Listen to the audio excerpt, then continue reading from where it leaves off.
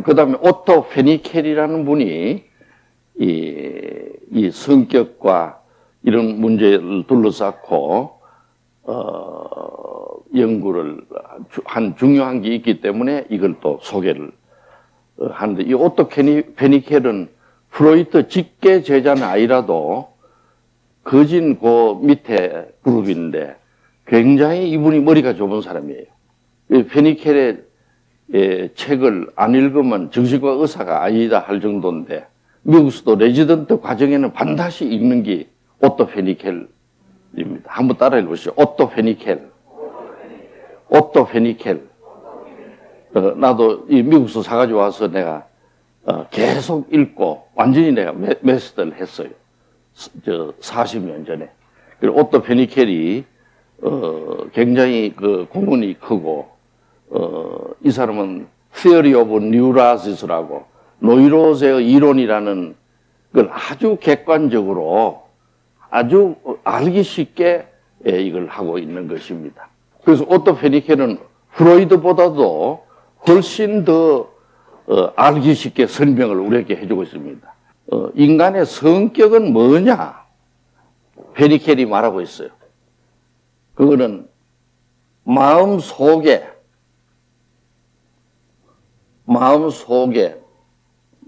내적인 요구가 있나요, 없나요? 인간은 누구나 내적 요구가 있죠. 내적 요구. 마음 속으로 요구하는 게 있어요. 무엇이 요구하게 하나요? 맞습니다.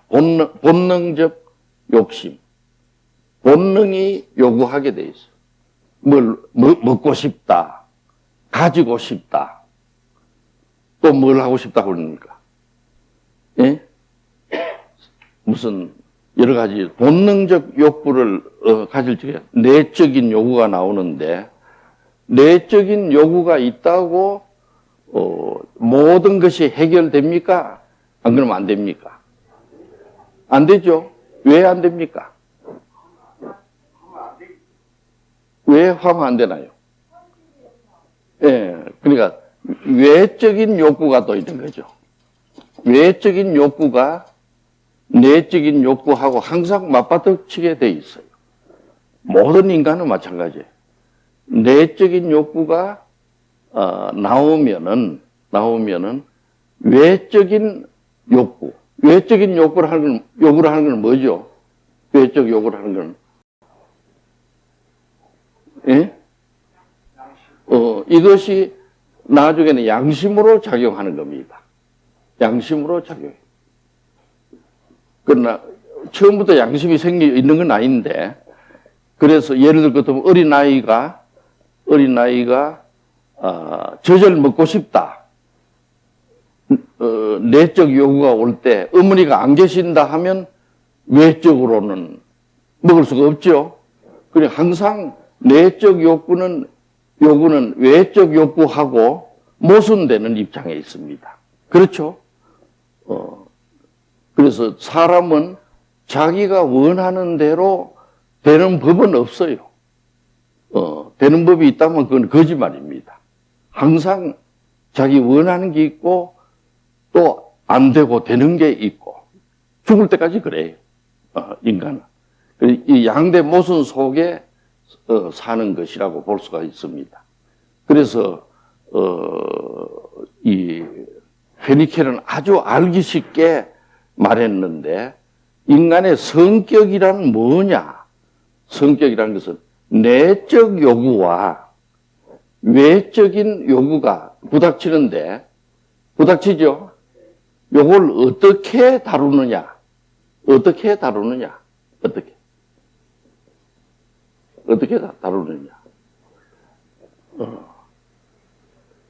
그래서 내적인 요구와 외적인 요구를 조화롭게 다루려고 한다. 인간은 누구나 조화롭게.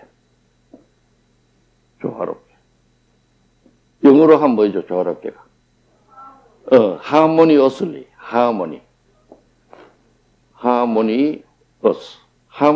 하게. 그래서 다시 말하자면 내적 욕구가 생길 적에 외적인 요구와 충돌이 늘 되는데, 이걸 조화롭게 다루는 그러한 것이 성격으로 나타난다 그랬어요. 어떻게 다스리는 게 나타나에 따라서 성격이 결정된다고 오토 페리켈이 아주 천재적으로 말하고 있어요. 여러분 이제 성격이 어떻게 형성되는지 이제 알겠죠? 인간의 성격은 이래 내적인 요구와 외적인 요구가 충돌될 적에 이걸 조화롭게 나름대로 다루는 게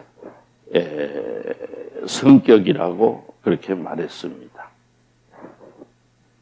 그리고 그러한 조화롭게 해결한 패턴이 한 번 그래 하고 말면은 아닌데 그게 항상 그렇게 있어야 된다. 항상성이 있어야 된다.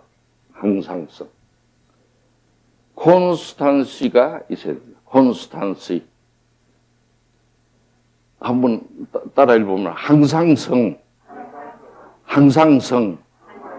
콘스탄시. 그러니까 한 번 그렇게 하고 말면 성격이 아니고 언제나 그런 패턴을 한다. 항상성이 있어야 된다 그랬고 그 다음에는 조직적으로 그래야 된다 그랬어요. 조직. 어떤 일이 일어날 때 꼭 그렇게 하는 조직적인. 그 다음에 또 이것은 그 사람의 성격에 항상 그렇다 하는 게 통합이, 통일성이 있어야 된다. 항상 그러한 것이 지속되는 그것은 그 사람이 성격을 결정한다. 그 전에 내가 치료했던 어떤 검찰청 서기가 있었다고 그랬죠? 그 사람은 항문기 고착증자죠. 그 사람은 어떻게 했다고 그랬나요? 예? 어떻게 했나요? 고비 값을 안 내려고 친구들하고 다방에 들어가면 보통 사람들 친구들 같이 우르르 들어가면 자리가 있는 대로 앉고 그렇게 얘기하죠. 이 사람은 어디에 앉나요? 제일 나오기 힘드는데 구석진 데 가서 딱 앉고 말하자면 그 다음에 나올 적에도 또 너무 빨리 카운터까지 나오면 안 되니까 어떻게 했다고 그러나요? 예? 자기 단추를 한번 풀었다가 잠갔다가 이러고 기침을 3번 하고 이래가지고는 천천히 나오고 그렇죠? 그래 하는 게 항상 그래 했고 조직적으로 돼 있었고 그래 하는 거는 통일돼 있었어. 거기 그 사람의 학문기적인 성격의 특징이었습니다. 그래가지고 결국 그 사람이 어떻게 됐다고 그랬죠? 하루는 7, 8명이 갔는데 또 그래 하다가 어떻게 됐죠? 먼저 나간 사람들이 전부 화장실로 가가지고 자기가 카운터 앞에 서게 됐다고 그랬죠? 그 체면은 또 워낙 있는 사람이니까 그 돈을 자기가 낼 적에 팔이 마비돼가지고 나한테 온 사람이지. 그 다음에 오토 페리켈다면 세 번째는 밀헬름 라이흐입니다.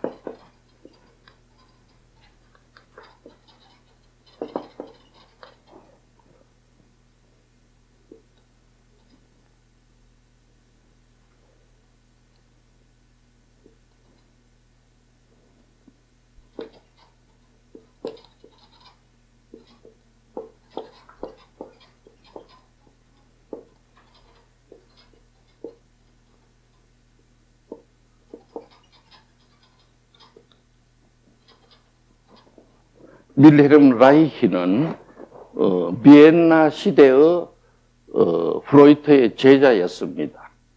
제자이고 상당히 머리가 이 사람도 좋은 사람이에요. 그런데 이 라이히가 프로이트의 가르침을 받고 또 자기대로 독창적으로 만들어내고 한 분인데 특히 이 사람이 1924년부터 1930년까지는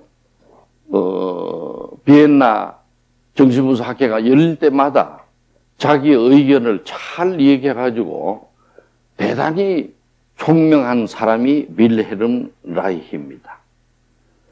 윌헬름. 예, 그래서 윌헬름 라이히는 나중에는 이 사람이 프로이트의 학설도 받아들였지만은 마르쿠스의 학설을 받아들여 가지고 공산당이 됐어요. 윌헬름 라이히가. 그러니까 돼 가지고는 한때 공산당을 선전을 하고 했는데, 나중에 또 미국으로 건너갔어요. 미국으로 가가지고 하다가 나중에 체포돼 가지고 감옥에서 죽었습니다. 공산당은 해서는 안 돼. 여러분 중에 공산당은 없죠? 예? 그래서 윌헬름 라이히는 그런 사람인데, 그러나 그의 주장은 상당히 일리가 있는데, 성격이란 뭐냐? 성격이란 윌헬름 라이히에 의하면은 하나의 갑옷이라고 그랬습니다. 자기 이고가 살아나가는데 갑옷이 성격이다, 이렇게 말했어요. 그래서 인생을 살아가거나 할 때 인간은 마음속에 세 가지가 있다고 그랬죠. 세 가지가 뭡니까? 본능, 이더하고, 그 다음에 양심, 슈퍼이고하고, 그 다음에 그걸 조정하는 게 이고라 그랬죠. 그리고 인간은 이 세 가지 중에 어디가 제일 중요하다고 그랬나요? 이고가 제일 중요합니다.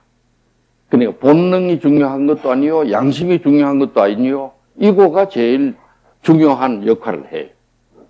그런데 윌헬름 라이히는 성격이란 뭐냐? 이고가 살아나가는 데 있어서 갑옷과 같다, 이랬습니다. 이고. 그러니까 우리가 군인들이 전쟁터에 나갈 때 그냥 와이셔츠만 입고 나가나요? 어떻게 하나요? 갑옷을 입고 나가지, 아마. 갑옷을. 그렇죠? 그럼 모자를 쓰고 철로 된 것. 그러죠? 그와 마찬가지로 성격이란 뭐냐? 이고의 갑옷이다, 이거지. 이고의 갑옷. 여러분 이해가 되시나요? 그래서 이고가 행동하는 데 있어서 성격이라는 게 들어붙어서 자기를 보호해 준다. 겉으로 나타나는. 그래서 이런 소리를 했는데, 그래서 윌헬름 라이히에 의하면은 항상 마음 속에서 이더하고 양심하고 늘 싸우죠. 그렇지 않나요? 그럼 이고가 이걸 조정하죠. 그 조정이, 이고가 해가지고 조정이 잘 되면은 편안한데, 조정이 안 되고 마음 속에서 늘 싸우면 어떻게 될까요? 늘 싸우면. 본능과 양심과 이고가 늘 싸우면 어떻게 되죠? 물론 나중에 노이로스 걸리는데,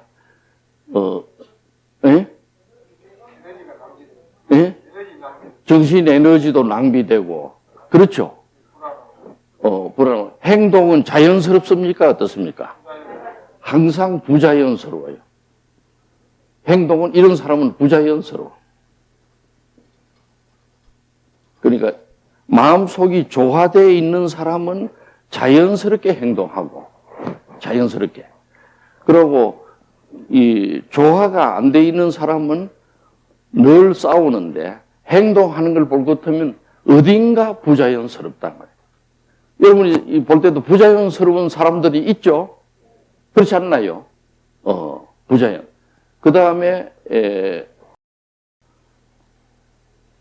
부자연스러울 뿐 아니라 이런 사람은 항상 행동이 딱딱하다 그래요. 리지드하다. 리지드. 행동이 딱딱하다. 그래서 행동이 자연스럽거나 이러질 않고 늘 보면 부자연스럽고 행동하는 게 좀 어색하다고 할까, 딱딱하다고 할까. 요 세 가지 조화를 하는 훈련을 해야 돼. 조화를. 그 조화를 하는 훈련을 잘 한 사람들은 아주 행동이 자연스럽고 또 에너지를 낭비 안 하고 막 이렇게 되는 것입니다. 이 한국 사람이 더 자연스럽겠습니까? 미국 사람이나 서양 사람이 자연스러울까요? 예? 한국에 나는 살다가 젊을 때 미국 가보고 제일 인상 깊게 받아들인 게 너무나 자연스러워. 너무나 자연스러워. 이 엘리베이터에서도 생전 모르는 사람이 만나거든. 한국 사람 같으면 어떻게 합니까? 예? 예? 딱 이래가지고 막 이러거나, 그러죠? 말도 안 하고 고개를 숙여 있거나, 안 그러면 눈을 한번 흘겨보고 또 이래 있거나.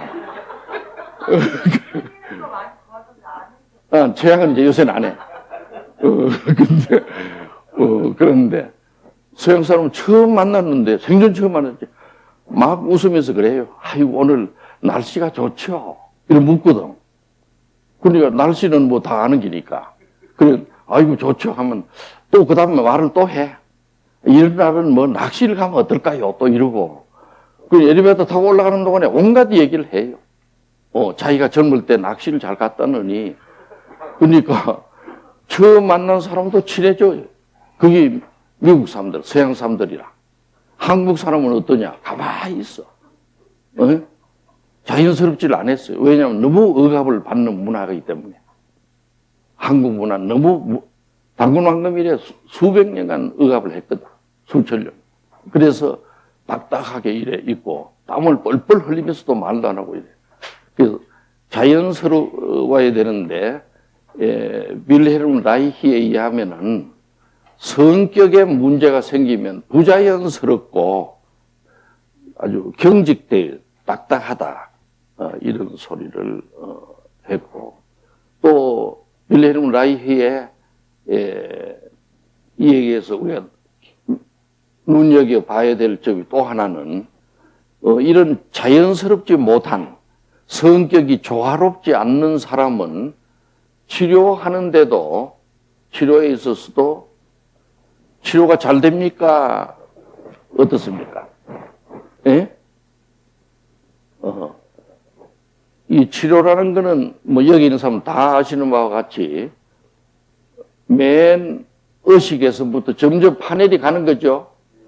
점점 파넬이 가는 거예요. 그런데 윌헬름 라이히가 말하는 이 성격상 문제가 있는 사람은 들어가는 마디마디마다 무엇이 일어납니까? 저항이 일어나요. 저항.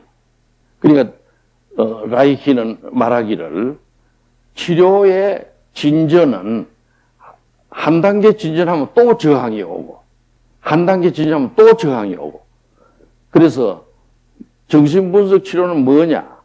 저항에 극복하는 역사다. 이렇게 말해요. 저항에 극복. 그래서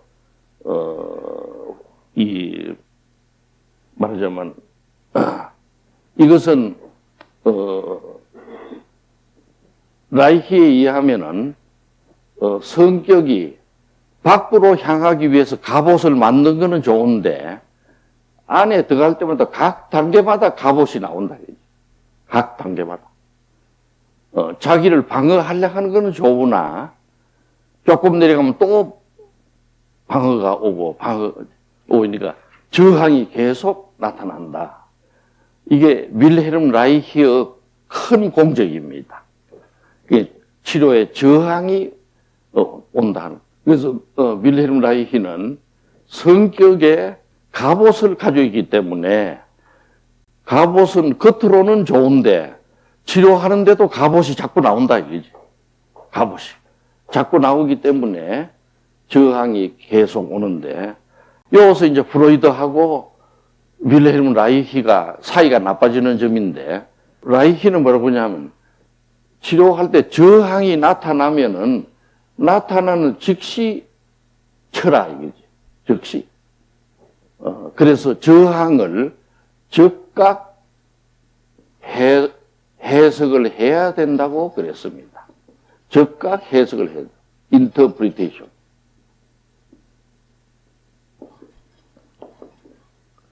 왜냐하면 성격이 형성될 적에 조화롭지 못하고 계속 갑옷을 많이 가지고 있던 사람은 무의식에도 갑옷이 잔뜩 있어가지고 저항이 일어나니까 그럴 때는 일날 때마다 해석을 하라고 그랬어요. 프로이트는 그렇게 말씀 안 했는데 뭐라고 말씀했나요? 예? 기다리라고 그랬어요. 기다리라고. 그러니까 스스로 극복할 때까지 기다리라. 극히 필요할 때는 마지막에 가서 간단하게 한마디로 때려주라고 프로이트가 말씀했고, 그래서 전 세계의 정신분석 치료에는 의사가 말을 많이 합니까 안 합니까? 안 해요. 안 하고 가만히 듣기만 하는 게 의사입니다. 정신분석 의사는. 그래서 그는 프로이트의 제시한 바에 따라서 그렇게 하는 겁니다. 그러니까 계속 그 사람이 병적인 짓을 해도 가만히 보고 있는 거지. 언제까지 보고 있어야 되냐? 10년, 20년, 100년 이렇게 보고 있어요. 그러니까 그 프로이트식으로 하면 밑도 없고 끝도 없게 되기는데, 근데 라이히만은 공산주의를 해서 그런가 몰라도 그걸 두지 말고 그때 바로 해석해 주라 그래. 이것도 일리가 있어요, 이 말도. 그렇죠? 그래서 나는 어떤 방식을 쓰냐 하면 프로이트 방식하고 윌헬름 라이히의 방식을 절충했습니다, 요새는. 그래서 요새는 해석을 좀 빨리 하죠. 전에보다 빨리 하지 않나요? 그거는 왜냐하면 빨리 고치려고. 고쳐서 제대시키기, 날개 달고 날아가도록. 그래서 해석을 좀 빨리 하는데, 너무 빨리 하게 되면은 견디지 못하게 될 때가 있어요. 그래서, 프로이트의 방식만 가지고도 안 되고, 윌헬름 라이히의 방식만 가지고도 좀 환자들이, 안 되는. 그래서, 쭉 이래 의사는 말도 없이 듣다가 필요할 때 해석을 해주고 이렇게 조금 자주, 프로이트보다는 자주 해줘야 되지. 물론 프로이트 선생의 딸이 하나 있었어요. 따님이 이름이 뭐죠? 안나 프로이드라고. 비엔나에서 히틀러가 전부 잡아가서 사촌이 다 죽었는데, 프로이드도 한 번 잡혀갔다가 왔죠. 2차 대전 때 히틀러한테 왔는데, 전에도 말씀드렸지만 히틀러는 그때 유태인이라고 프로이트를 잡아서 비엔나에서 가둬왔는데 긴급 전화가 왔다 그랬죠. 어디서 왔다 그랬나요? 예? 미국에서 루즈벨트 대통령한테 전화가 온 거라. 와가지고 제발 그 프로이트는 풀어달라고. 그때 독일이 미국하고는 전쟁을 안 할 때입니다. 그래가지고 그래 하시라고. 그래서 프로이트는 자기 직계 가족만 데리고 기차를 타고 함부르크로 해가지고 런던으로 도바 해협을 건너서 가게 돼. 그때 따라간 게 안나 프로이드입니다. 딸이 아주 영특하기 짝이 없어요. 이 사람도 정신과 의사는 아닌데 정신분석을 이어받은 사람입니다. 그래서 안나 프로이트가 런던에 와서 보니까 윌헬름 라이히가 그때 해석해 주라 하니까 자기 아버지 뜻하고는 같나요, 다르나요? 예? 자기 아버지 뜻하고 다르죠. 그래서 윌헬름 라이히를 공격했습니다. 그래서 우리 아버지 말씀대로 해야지. 그렇게 그때 해석만 해가지고는 안 된다. 해가지고 쓴 책이 1936년에 이고와 정신방어 기제라는 책입니다. 이거와 정신방어 기제. 그러니까 ego and defense mechanism. 그러니까 인간은 국가도 방어 기제가 있죠. 국가는 뭘 가지고 방어를 하나요? 군대로 가지고 방어하고 그러죠. 인간의 정신도 방어 기제가 있다 해서 ego and defense mechanism이라고. 그 사람은 자기 마음 속에 여러 가지 자극을 받았을 때 자기를 지켜내는 방어 기제가 있다 해가지고 안나 프로이드가 이 책을 쓴 겁니다. 이건 빌헬름 라이히 때문에 쓴 거예요. 자기 아버지 말 안 듣고 엉뚱한 소리를 하니까. 여러분 이제 알겠습니까? 그래서 안나 프로이트는 방어 기제를 이 당시에 8가지인가 알았어요. 방어 기제가 그 후에 쭉 발달이 돼서 지금 몇 가지라고 그랬죠? 39가지 방어 기제를 내가 찾아냈어요. 찾아냈는데 인간은 영특해서 자기 마음을 편안하게 가지는 노력을 하는데 편안하게 가지는 방법이 방어 기제입니다. 방어 기제. 남한테 자기를 훌륭하고 좋은 사람으로 보여야 되나요? 흉악한 놈으로 보여야 되나요? 네? 좋은 사람으로 보여야 되죠. 그러기 위해서 방어 기제들이 작동하는 거야. 방어 기제가. 그러니까 어떤 방어 기제가 첫째 작동하나요? 방어 기제가. 억압을 하고. 저 사람이 보기 싫어도 뭐 속으로는 왜 이놈 또 왔어? 보기도 싫은데 이래야 될 파이지만은 억압을 해. 해가지고 뭐라 그럽니까? 에? 너무나 반갑다는 건 이제 강박증자가 반동 형성으로 그것도 방어 기제예요. 너무나 반갑다 말이지. 또 그 다음에는 뭐 여러 가지 방어 기제를 많이 쓰는 거죠. 그래서 이건 안나 프로이드의 따님이 방어 기제에 대해서 이렇게 재창을 하게 된 것입니다. 그건 뭐냐면 사람이 병이 되는 것도 방어 기제를 잘못 쓰면 병이 된다고 그랬어. 방어 기제를. 그래서 이거는 빌헬름 라이히의 그때그때 해석의 주란에 대한 말하자면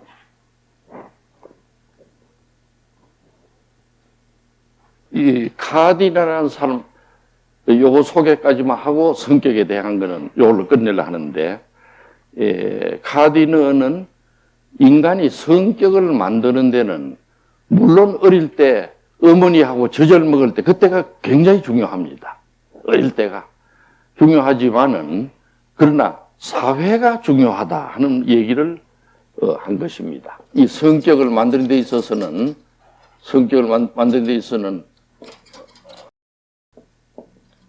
사회가 중요하다.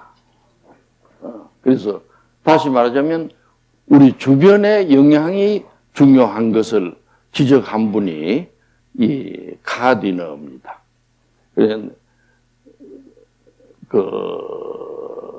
그래서 이 사회가 우리 성격을 여러분 생각에 그렇겠나요? 안 그렇겠나요? 예? 그렇겠죠? 사회가 어떻게 대하는가? 또 초등학교 가면 선생이 어떻게 대하는가? 또 이웃 사람이 인사를 하는가 안 하는가? 이런 게 다 중요한데 그래서 어쨌든 인간이 인격을 만들어 가는 데는 태어나자마자 유아가 자라면서 주변과의 관계, 제일 처음 만드는 사회는 누구죠? 제일 어머니죠. 그래서 카디너는 제일 중요한 게 어머니의 돌봄이라 그랬어요. 어머니의 돌봄. 그냥 mother care. 그러니까 어머니가 어떻게 돌봤나 그거 따라서 달라진다. 그래서 이제 내가 늘 주장한 것처럼 나자마자부터 만 5, 6세까지 인격 형성기에는 어머니가 엄청나게 중요한 겁니다. 어머니. 그때 잘못되면 훗날 교육을 100번 해도 안 돼요. 치료를 100번 해도 안 되고. 그러니까 어머니가 얼마나 잘 돌봤냐, 이게 중요하다 하는 얘기를, 그래서, 그 후에 학자들은 심지어 TLC라고 그랬죠. 그건 카디가 말한 건 아니죠. TLC. T는 뭐죠? Tender, Loving Care. 그래서 TLC 운동이 미국에도 60년, 70년대에 있었어요. 한번 따라 읽으면 TLC 운동.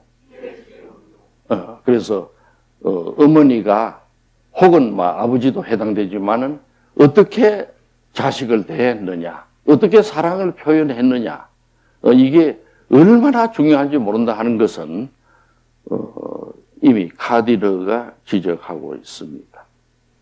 그 다음에 또 성격을 만드는 데는 어머니만 중요한 게 아버지도 중요하다 하네요. 아버지는 집에서 뭘 하는 사람입니까? 예? 유아에게나 애들에게 뭘 하죠? 예? 원칙을 가르치는, 영어는 디시플린을 심어주는 사람입니다. 한번 따라 읽으면 디시플린은 뭐죠? 예?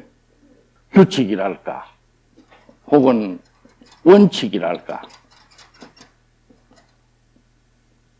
살아가는 어떤 방향을 제시해 주는 게 아버지입니다. 그러니까 집안에 아버지가 계시는 거하고 안 계시는 거는 천지 차이죠. 그래서 어머니는 젖을 주고 사랑을 주지만은 아버지는 어떻게 살아라 하는 걸 1살, 2살짜리한테 가르쳐 주는 거죠. 말로 가르치고 행동으로 가르치는 거죠. 그 다음에 카디너에 말하면은 태어난 아이들이 하나만 있을 때도 있지만 보통 형제간이 많죠. 그렇죠? 그러면 형제간에 순서가 있습니까? 없습니까? 순서가 있죠. 이 형제간의 순서에 따라서 어떤 행동을 하는가를 배워야 된다 그랬어요. 어떤 행동. 그러니까 형제간의 형으로서의 행동, 동생은 동생으로 행동, 막내는 막내 행동. 그래서 이런 것이 잘 되어야 된다고 말하고 있습니다. 형제간의 순서에 따라서 자기의 행동을 잘 하는 게 좋다. 이런 걸. 그 다음에 네 번째는 무엇이 성격을 결정하냐? 일에 대한 태도가 중요하다고 그랬어요. work. 일에 대한 태도가 중요하다. 그래서 이 세상에 살려면 일을 해야 되죠, 누구나. 일 안 하고 살 수도 있나요? 예? 일 안 하고 살 수가 없어요. 또 그래 살다 보면 조만간 망해버리고. 일을 해야 되는데, 일을 기쁘게 해야 됩니까? 안 그러면 불평하면서 해야 됩니까? 예? 일을 기쁘게 해야 돼요. 기쁘게. 일은 아주 또 기쁜 일이고 사실은 일을 기쁘게 하는 게 매우 중요한데 일을 기쁘게 하느냐 안 그러면은 불평하며 하느냐 안 그러면 내가 이런 일을 하게 생겼냐 하면서 사표 내고 나오느냐 일에 대한 태도가 중요하다 그랬어. 이게 성격을 결정한다 그랬어. 늘 내가 강조하지만은 이 세상에 제일 기쁜 두 가지가 있다고 그랬죠. 하나는 뭡니까? 일하는 거, 노동하는 게고 또 하나는 예? 아니 일하는 게 워크고 또 하나는 사랑하는 거. 일하는 것과 사랑하는 것만큼 기쁜 게 없어요. 그러니까 일을 아주 기쁘게 해야 됩니다. 그런데 우리나라에 지금 제일 고쳐야 될 게 일에 대한 태도라고 나는 봐요. 일에 대한. 전부 다 우리나라 사람들은 어떻게 하고 있습니까? 일에 대해서. 예? 어떻게 하고 있나요? 일을 싫어하고 내가 일을 이렇게 했는데 대우는 안 해주고 이런 노동조합이 다 서 있어. 그렇죠? 이 노조가 들어서 지금 우리나라도 안 되지만은 전 세계 유례를 찾아볼 수 없을 정도로 지금 우리나라 노조가 병리화되고 있어요.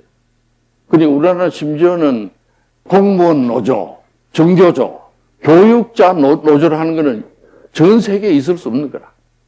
그래서 교육자 노조. 이대로 참 나가면은 전부 뭐 장관 노조 이런 것도 생길 파이다.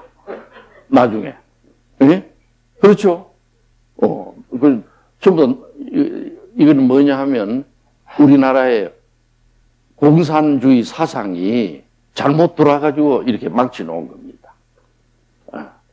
공산주의는 절대 해서는 안 될 주의라. 근데 어제 내 정치학에서 놀라는 거는 공산주의가 없어지니까 페어니스, 공정주의를 다시 살려야 된다. 이렇게 하고 있는데 참으로 한심하고 걱정스러운 현상입니다. 노동을 기쁘게 해야 되지. 노동을 가지고 짜증을 내거나 하는 거는 결코 좋은 일이 아니다. 그래서 어디 갔었든지 노동을 기쁘게 해야 돼요. 결혼을 해도 밥할 때도 노래를 부르고 해야 됩니다. 어떤 사람은 결혼해가지고 왜 내가 이런 밥을 해야 되나 하고 그릇을 던지고 이런 사람이 있죠. 그래 되면 그건 안 되는 거예요. 그러니까 기쁘게 카디너도 주장을 하고 있어. 기쁘게 노동을 하는 거. 그 다음에 5번째, 자기의 사춘기를 어떻게 맞이하냐. 이것도 중요하다 하네, 카디는. 누구나 사춘기가 오는데, 퓨버티. 그래서 사춘기를 잘 맞이하고 사춘기의 변화를 내가 정말 겪어야 될 변화다 해가지고는 한 사람은 문제가 없는데 이걸 잘 넘기지 못하면 성격 장애가 온다. 이렇게. 그 다음에 여기에 이어서 결혼도 중요하다 하네. 결혼. 결혼도 결혼을 잘못했다. 이래 생각하는 사람은 결국 성격 장애가 온다. 이거지. 성격. 근데 우리나라는 이게 지금 하도 결혼하고 헤어지고 이게 많기 때문에 뭐 함부로 말할 수는 없으나 가능하면 결혼하면은 잘 사는 게 제일 좋아요. 잘 사는 게 제일 좋고 그러고 영 아니 옵시다 할 때는 아기 놓기 전에 헤어져야 됩니다. 아기를 가지고 헤어져 놓으면 그 몇 배의 상처가 자녀들에게 간다는 걸 우리가 알아야 돼. 그렇기 때문에 우리는 가능하면 결혼을 대하는 것도 노동을 대하듯이 원칙적으로는 기쁘게 결혼 생활을 해야 되고 그 쉽지는 않아요. 쉽지는 않은데 그러나 그래 할 일이다. 그 다음에는 사회생활이다. 사회 다른 멤버들하고 어떻게 지내느냐 하는 게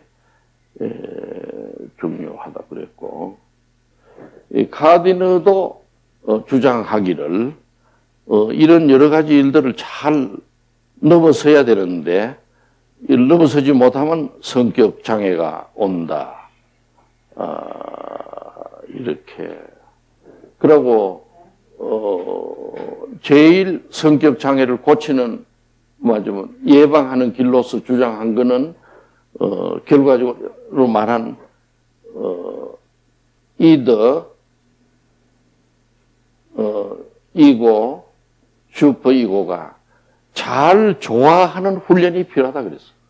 잘 좋아하는. 그러니까 틈만 나면 이 좋아하는 훈련을 해야 돼. 내 감정은 어떻고 욕구는 뭐인데 양심은 뭐라고 말하고 또 내 자아는 어떻게 해야 될 것인가 이런 걸 좋아하는 훈련이 중요하고 그 다음에 자라나다 보면 누구나 상처를 받나요? 안 받나요? 상처를 받죠? 심리적 상처를 받아요. 심리적 상처. 사이킥 트라우마를 받는데 이 상처의 크기에 따라서 성격이 비뚤어지거나 또 제대로 되거나 한다는 거죠. 그래서 상처를 받은 사람들은 이 무의식 속에 깊은 곳에 상처가 남아있으면은 이것이 아주 병을 가져올 뿐 아니라 성격을 왜곡하는 거지. 성격을 빼딱하게 만드는 거죠. 왜냐하면 이 세상을 보는 눈이 자연스럽지 않고 항상 자기가 빼딱하게 해석하고 또 행동도 빼딱하게 하고 그래서 이 상처를 또 잘 조정해야 된다 이런 얘기를 했습니다.